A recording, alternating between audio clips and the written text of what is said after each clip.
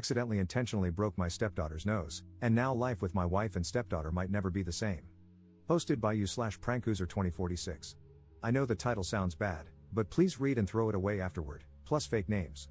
I, 38M, married Judd, 44F, a few years ago and acquired a stepdaughter, Abby, 14F, as a result. I started dating Judd when Abby was 8, met her when she was 9, and married Judd when she was 10. I'd say our relationship is okay, she doesn't act bratty toward me and respects me enough as her mom's husband. However, there is one glaring issue, her pranking nature. Abby loves to pull pranks. Some examples include hiding my car keys in a box with what looked like 100 dubs. I found them quickly because she failed to notice my keys had duct tape on them. Another time, she hid in the fridge, something I still find very weird, to scare the first person who opened it. Well, last Wednesday, I arrived home, and it seemed I was the only one there. Only my shoes were at the doorstep, and I even called out Judd's and Abby's names with no answer. This is somewhat normal, as Judd sometimes works late and Abby stays at school for extracurriculars.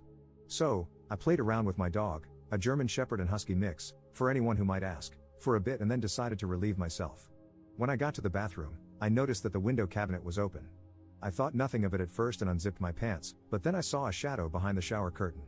I thought the worst and immediately punched the figure behind the curtain. Well, as everyone may have guessed from the title, it was Abby.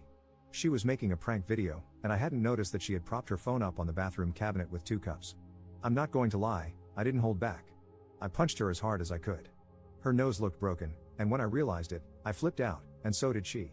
After maybe 5 minutes of freaking out, I drove her to urgent care and informed Judd of the situation. Her nose was indeed broken and would need about 6 to 12 weeks to recover. Abby won't talk to me, and as for Judd, she thinks my actions may have been justified but also believes I should have approached the situation with more caution, though she has refused to elaborate on that. Relevant comments. Commenter. You punched someone. I don't need to read it to know you suck. Ops response. Well, I thought she was a junkie who invaded my home, but okay. I'll be more cautious next time. Enlighten me, what steps should I take next time? Commenter 2. Good lord. Abby's incredibly lucky, Op. It could easily have been a baseball bat instead of your fist, or worse. And if she pulls this kind of crap elsewhere, and since she loves to pull pranks, I assume she does, God only knows what could happen to her.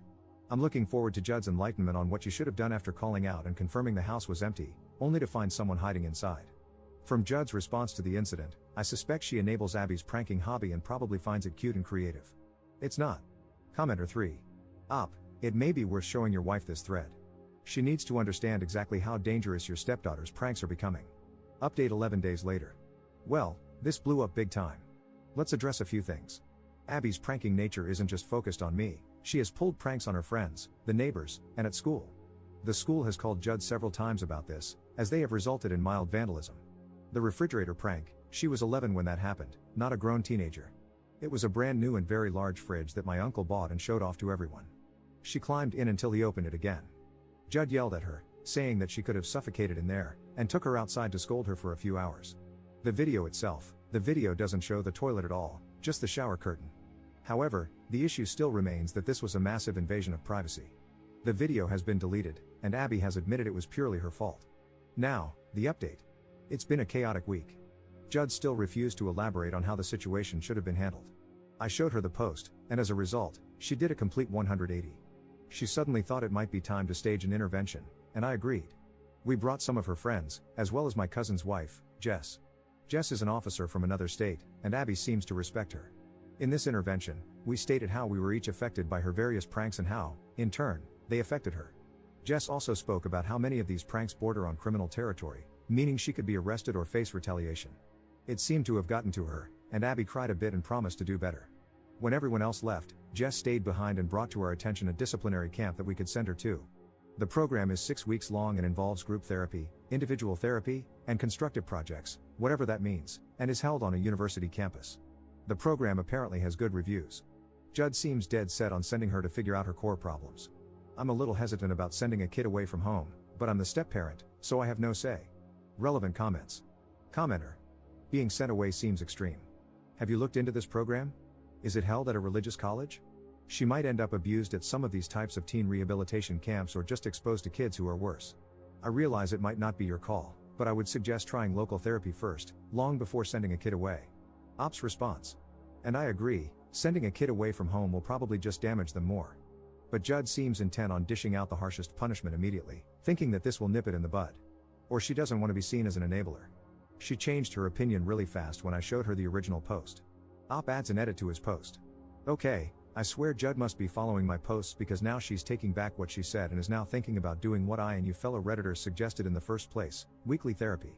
So, we agreed that I'm going to find a therapist and front the bill for it since she didn't take this seriously in the first place. Commenter 2. Wait, why do you have to pay for her kid's therapy when she didn't take her behavior seriously? That doesn't make sense. Op's response. Because she doesn't know how to find therapists, she just wants to send Abby away. Commenter 3. Hasn't she ever heard of Google? Sounds like weaponized incompetence. Op's response. The program is free. Jess said that she could enroll Abby for free, which most definitely played a part in Judd wanting to send her there. Second update 7 months 2 weeks later. Well, it's been about 7 months, and there have been a few developments. Let's address some more things before getting into that. Up until recently, I've still been getting DMs asking why this brat is still in my house, why I'm friends with Jess, and why I named my wife Judd in my posts. I was drinking when I made my first post. I saved a draft and went back to it after sobering up for a few hours, fixing a bunch of grammatical mistakes, but clearly, some got overlooked, and it just stuck. I was planning on calling her Judy. Jess and I are not friends. She is married to my cousin, with whom I have a good relationship, as well as with their 2 daughters and Jess's daughter. Jess has a serious problem with boundaries. As for why Abby was still living with me, you have to understand, I, her stepfather, broke Abby's nose. If word got out, it would look really bad. I would be seen as an abuser and might have even been arrested. Several comments pointed out that I should have saved that video for my own safety. I was pretty much going insane at that point, and my wife thought nothing of it, believing I should have just let it go until I showed her my original post. Honestly, I wanted to keep the intervention we had small and not involve her friends because I felt they didn't need to know about it. I just wanted her grandparents and Jess to show up, but I was convinced otherwise. So, the update. We decided to send Abby to weekly therapy. We agreed that I would find and pay for it, and if it worked, my wife would reimburse me. It did work.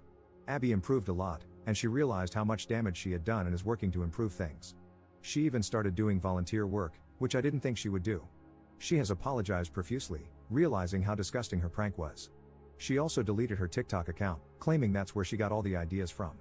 We decided to get her a new smartphone for her birthday 3 months ago as a reward for the improvements she made. We had taken away all smart devices as punishment. I don't think I mentioned that before.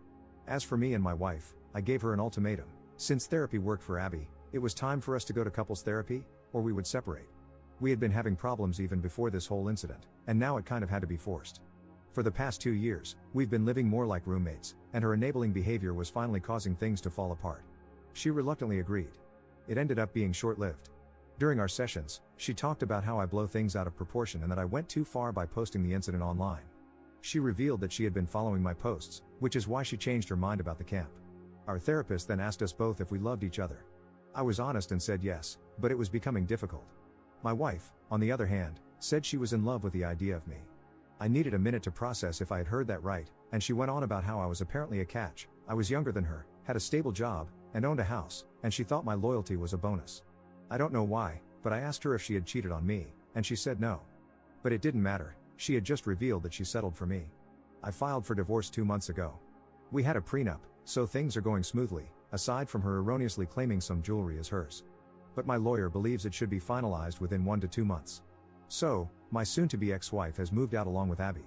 My dog misses them, she just sits by the door, waiting for hours for them to come back. My soon-to-be ex-wife is not happy about how things have progressed. She's been calling me a spineless bastard who couldn't just tolerate how things were and has been telling that to anyone who will listen.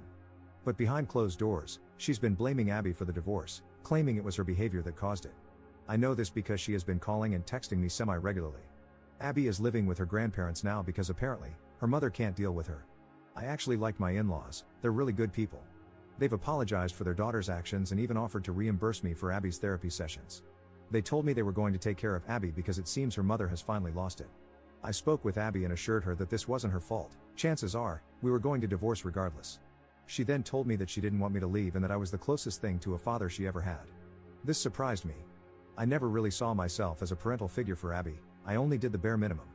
Outside of that, I just paid for school events, supplies, and would carve out some time for her, but I left it up to her if she wanted to spend time with me. I told her that maybe when she turns 18, we can pick up where we left off, but until then, I don't think we can see each other. Her mother would definitely try to keep her away from me, and honestly, I need some time away from Abby as well. Things are so quiet at home now, It's relaxing. So, there you go. I don't even care if my soon-to-be ex-wife finds this post. Relevant comments. Commenter. I'm 42 and single, but I'd rather be single than settle. Her lying about her feelings for you prevented you, during your relationship, from having the chance to find someone who truly loves you. It's the same with people who cheat, they're just keeping their victim from finding something better. Ops response. Therapy has been a godsend for me these past 2 months and has helped me process some of this stuff. Call it naivety, but maybe I was ignoring the red flags because my last serious relationship was when I was 25, and I did miss that time of my life. Commenter 2. I figured this was where this was headed. Good for you. You deserve better, Op. And congrats on being smart enough to get a prenup. Op's response. You know, when I brought up the prenup, she was hesitant and it took about 4 months to get her to sign it. I guess that alone should have screamed problems. Commenter 2. The whole if you love me, you will risk half your material possessions and money on the off chance that I am telling you the truth that I love you doesn't fly anymore. Anyone, man or woman, who gets married without a prenup is an idiot. You, sir, are not an idiot, but there are still lots of them out there. Commenter 3. That honestly sounds like you were leaving a massive crap show. One thing is the whole Abby craziness, but it makes sense. She's so unadjusted with a mom who thinks the idea of a person is enough. In general, I've heard a lot of my female friends say they're settling with their partners. I am a woman myself, and I've always found it strange that some women tend to see themselves as the better one in the relationship rather than as equals. It's a weird thing. But at least you're free now. Hopefully, there's someone out there who will love you for who you are, not just the idea of you. Congrats on getting out. And the prenup was at least a clever move. Remember to do that next time you decide to marry someone. You never really know which ones will turn back crap. Some of them are good at hiding it, sadly speaking from experience. Op's response. I don't think I will ever marry anyone again.